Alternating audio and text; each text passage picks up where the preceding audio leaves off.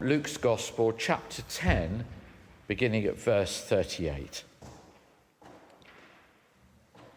Now, as they went on their way, Jesus entered a certain village where a woman named Martha welcomed him into her home.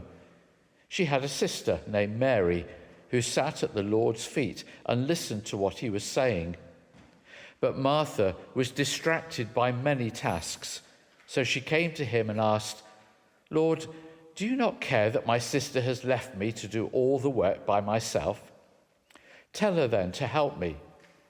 But the Lord answered, "Martha, Martha, you are worried and distracted by many things. There is need of only one thing. Mary has chosen the better part, which will not be taken away from her." This is the word of the Lord. Thanks be to God. As we've come together this morning, we have, in some respects, acted out the story we heard in Luke's Gospel just now. Some people have been like Martha, getting things ready, hymn books, service sheets, preparing for coffee afterwards, making sure the organ is behaving itself. Other people who would have been cleaning, putting flowers out, getting things ready, making sure this building is ready to welcome people, whether they come on a Sunday or at any other time of the week. They are often unseen, often unnoticed, and their work, your work, has helped the rest of us, all of us, to come together like Mary, to sit at the feet of the Lord, worshipping him together, praying to him together, and learning from him together. But thinking of each of us as individual human beings, I wonder who you're most like. Martha, or are you like Mary? I guess many of us would probably say that we need to be more like Mary, taking time to sit and to listen to Jesus, to talk to him, to spend time with him, to get to know him. And yet I would imagine that most of us actually feel more comfortable being like Martha, being busy, doing things, being distracted, giving ourselves a sense of role, of playing a part. So here in Luke's Gospel, and you do follow it on your sheet if you wish, we have a very ordinary domestic situation. Jesus is visiting the home of his friends Martha and Mary. Now, it's quite a radical occasion for its time. Firstly, Jesus is received into a woman's home. It's Martha's home. And on this occasion, there's no mention of their brother Lazarus. Secondly, Jesus teaches a woman, Mary. Now, for the first century Jew, sitting and listening at the feet of a teacher or rabbi meant that one was being trained as a disciple, which was an unusual role for a woman at that time. Although, of course, within the Bible, there are many women disciples. They're just not called that in the same way that the men are referred to. Meanwhile, Martha, he is here, she's there in the role of homemaker. And on this occasion, she is doing what women in that culture did. Like many of us, I expect, when someone comes around for a meal, one person might look after the cooking while someone else talks to the guest. And this happens here. Martha carries on getting everything ready, excuse me, and her younger sister Mary sits with Jesus, their guest.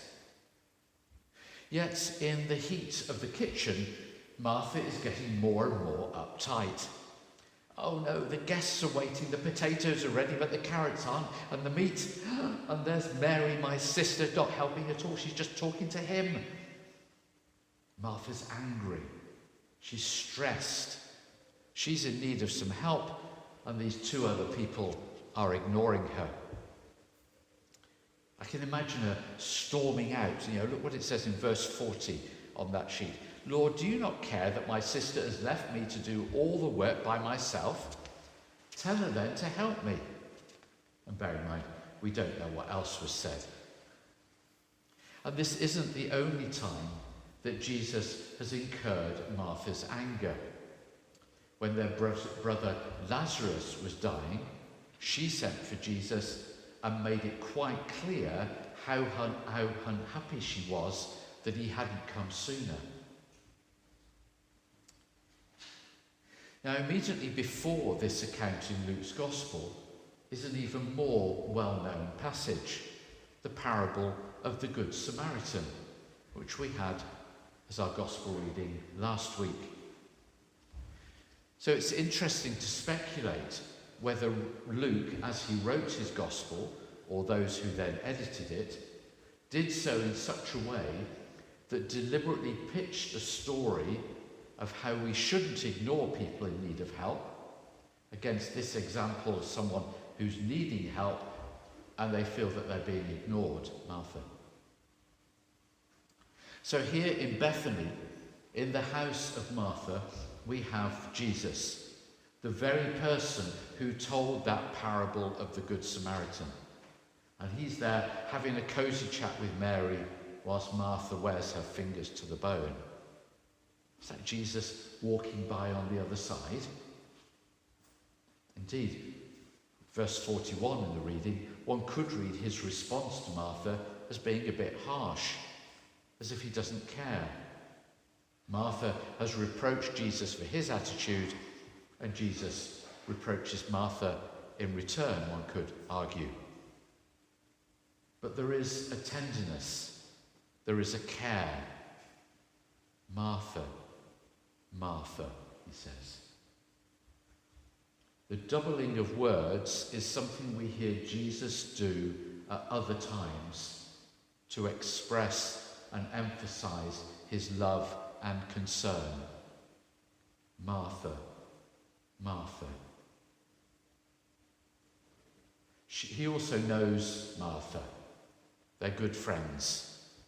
Martha, the older, the more mature of the two sisters, worries too much, always trying too hard to please everyone. And Jesus seems to convey that this worry and busyness is at the expense of what's really important, and using Mary to illustrate his point that she has chosen the better part to spend time listening and talking to the Lord. Of course, in this scenario, we mustn't forget Mary. Perhaps she is also in need of someone to help her. Perhaps through her conversation, she's wanting and receiving help as well as teaching. Now, let's be clear, there's nothing wrong in what Martha was doing. It was important, and the enjoyment of the rest of the day was dependent on what she did.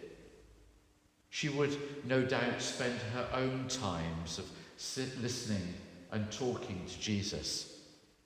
There's nothing wrong in being like Martha.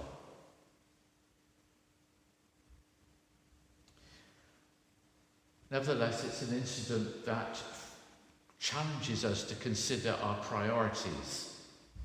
Busyness will often crowd out God, and it crowds out other people at times. Busyness can distract us from simply being with God and with others. Distracts us from spending time talking, listening, and praying. And often we define our purpose in life by what we do, don't we? Is doing things really our priority? Is doing things really the better part? As one person put it, we are human beings, not human doings. And yet all of us spend so much time and energy on doing, instead perhaps of concentrating on simply being the person God created us to be. There is, of course, nothing wrong in doing, but there are times when our priority is to spend time with Jesus, devoting our lives to worship him, to pray to him, and to learn from him. There are times when we're to spend time with other people, time to talk to them, time to listen to them, time to get to know them, whether they are passing acquaintances, our closest friends, or members of our family. We can't get to know people without being with them. Similarly, we can't get to know Jesus without being with him. So in many ways, in many senses, perhaps the story of Martha, Mary, and Jesus is about God telling us to simply calm down a bit, to let go of the distractions and the worries and all the tasks that preoccupy us, to simply show us the importance of asking the Lord to calm our spirit so we can, like Mary, simply sit at the feet of Jesus, talking, listening, and being. And that, as with Mary, cannot be taken away from us. Let's just spend a few moments in quiet.